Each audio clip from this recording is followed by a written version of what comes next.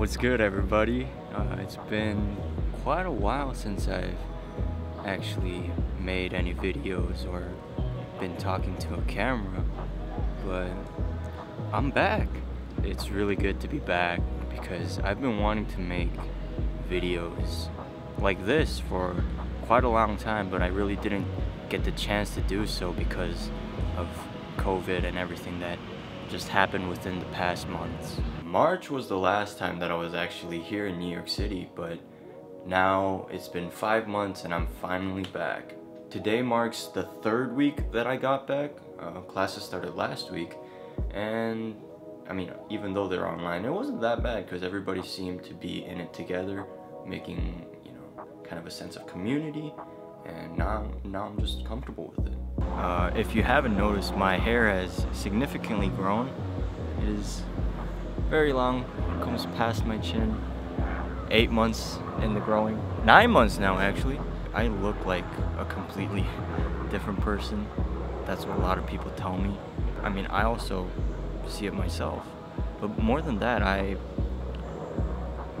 feel like a completely different person. You know, the past couple of months that I was in Korea made me realize some things about life that I want to share with all of you guys. I think it can help a lot of people, especially during these kind of difficult, unusual times, and even later when things hopefully get better. You know, this can still maybe like inspire some people. I don't know. I feel that what makes us so special and unique as human beings is that we have so much potential to grow through learning and teaching so much information with each other. We're subconsciously learning new things every single day, whether it be out on the streets, in your bed, or most commonly these days on the internet.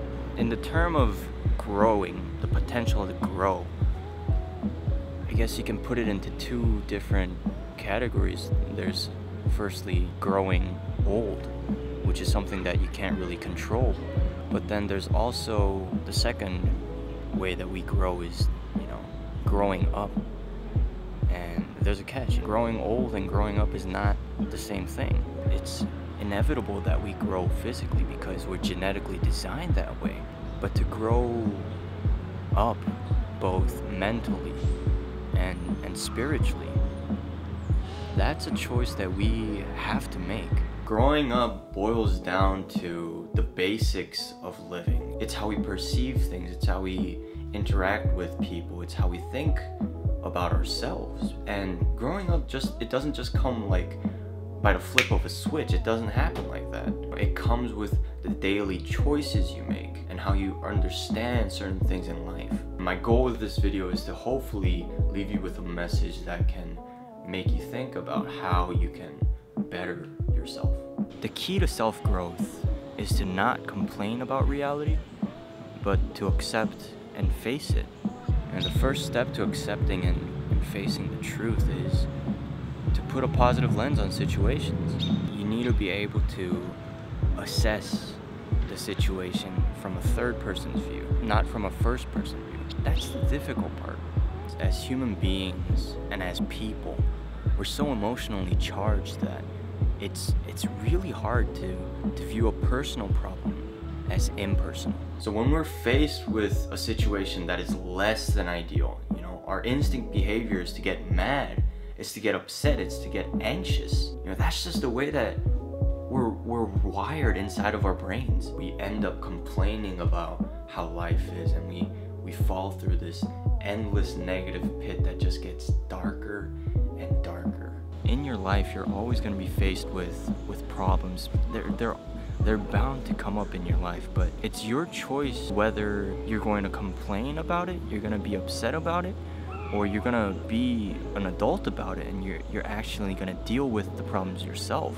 But here's the thing. There's no reason to complain about something that has already happened. I mean, sure, you can think about all of the possible different ways that you could have avoided the current situation. But I mean, think about it. It's not like you have a time machine to go back in the past and change the ways you've done things. Life isn't a video game. You don't respawn back at the last checkpoint, you don't get another shot. You know, you need to keep moving forward in order to live. And when you start complaining, there's a few things that you're doing. You're not only inhibiting yourself from reaching your full potential and doing more, but you're also inhibiting yourself from having any positive thoughts. This leads to sadness, loneliness, and sometimes, worst case scenario, even depression. A way that you could begin to think positively is by going through tough times. You're learning things. First, you learn about how you can avoid that problem in the future. You know, when something bad happens, we're able to process why and how this event has happened. Second, you learn how to cope with your emotions when something bad happens. And so, you know, the next time, unfortunately, if something bad happens again, you know how you're gonna feel. You know how you're gonna feel. So you know, if I do this, then it will make me feel better. You're able to deal with similar situations in the future in a more calm and more sophisticated manner. We live in a culture and society where it's bound for problems and difficult things to happen. I've had plenty. I know that all of you have had your fair share too. You know, off the top of my head, I can already think of a few things.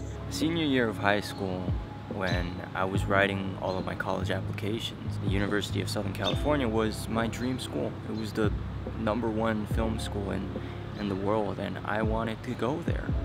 But when I got that rejection letter, when I read, "We are sorry to inform you that you have not made it," you know, I was depressed. You know, I was like, why? Am I not good enough? Am I not the person that I think I am? You know, there were many thoughts that went through my head. This year, the coronavirus, nobody in their right mind could predict that a pandemic, a global pandemic, would affect all of our lives. When the virus hit America and I was forced to move out of my dorm back in March, you know, I was sad. I was really, you know, my heart sank because I was really beginning to enjoy the semester, you know. I was meeting more people every day, and I was just, you know, building up on my happiness. But all of that was taken away in an instant, and all that I had were negative thoughts. You know, I didn't want to leave. I didn't want to go back to Korea. I didn't want to be in online classes. I didn't want to be in a cage. New York City has been a place for me of freedom, a place where I can be myself, true to myself. But since all of that was just taken away, I really had a difficult time leaving here and going back to Korea. I've been in a couple of relationships. Some were good, but others weren't as ideal. But whenever I broke up with the person that I was in a relationship with, I would automatically begin to put the blame on me.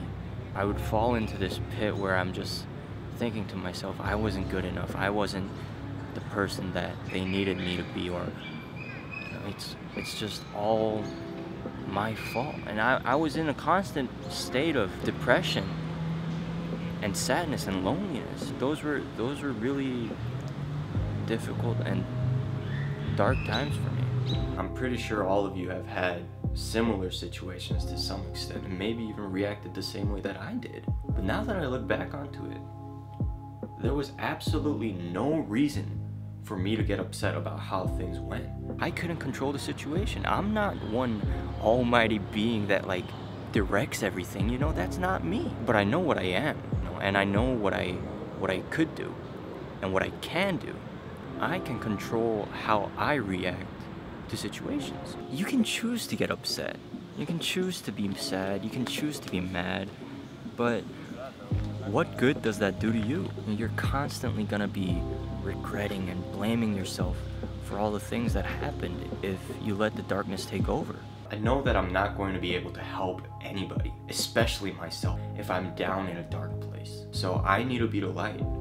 I need to be my positive self so that I can be the best version of myself. Now that I look back, all of the events in my life, whether they were good or bad, have been part of the path, part of my journey into becoming the person that I am today. I wouldn't be here, I wouldn't be present, you know, talking to all of you guys and just being me. When I was rejected from USC, I thought there would be nowhere else for me to go and nowhere that I would feel belong. After my first year of college here in New York, it turns out that getting rejected from my dream school was the best thing that happened to me in my life. If I hadn't been rejected, I wouldn't be able to meet so many beautiful people that I've met over the past year, and I wouldn't be able to just be here. You know what I'm saying? If it weren't for the coronavirus, then I wouldn't have been able to spend so much quality time with my friends and family. I was originally planning this summer to be a time for me to just travel across the world, but if I had gone on that trip and if coronavirus wasn't reality, then I wouldn't have been able to see my friends and family for maybe even until next year. Thanks to the pandemic, I was able to spend a lot of time with people that I love, the people that I have met in the past. I felt very down and sad after breaking up with them, but now that I look back on it, I'm just thankful, because now I know what I need to be looking for in a person, and I know if something kind of like is a red flag or not. All the events that happened to me in my life, they're forging me into the best version of myself. Now, when you don't allow the negatives to outweigh the positives, your mind is more clear. You're able to do more. You look to do new things, you know. You meet new people, and ultimately you learn more about yourself. I know that if it weren't for all of the things that happened to me in life, that I wouldn't be here. I know that if I dwell on my past mistakes, I wouldn't be able to live in the moment. Living with this mindset of positivity, it's going to help me achieve a state of peace within my mind and my soul. And it's my only wish that, you know, what I said today has sparked a little light of positivity. That's all I wish for within your soul.